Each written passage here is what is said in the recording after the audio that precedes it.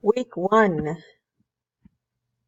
I reviewed all the learning objectives, CAPES, ELACs, and ISTEs. I thought 1.1 from ELCC, the candidates understand and work to implement a shared vision is very helpful for schools. And candidates understand and collect and use data to identify school goals is helpful, especially with our special need population. I feel they relate as admin, the ELAC standards, where I find they align the most with my campus. It's crucial to implement a shared vision that includes special needs schedule, so there's equality.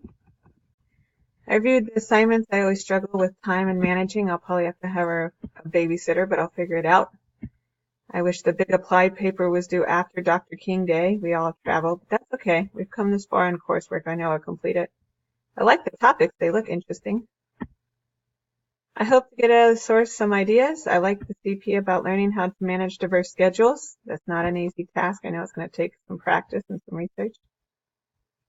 I bring to the table some expertise. I'm a special needs mom. I had to hire a lawyer to get the right schedule and services for my son so I can help other students find equality in education. And some techniques I think that work with evaluations is to work towards a common vision. I like when evaluations are ongoing and the teacher can fill out the form before it's signed, kind of like a draft IEP. Everybody needs to have feedback first, so no one's unhappy unless union lawyers are called. And I don't like it when the union just comes in once and points out the negative activities. I like when it works together.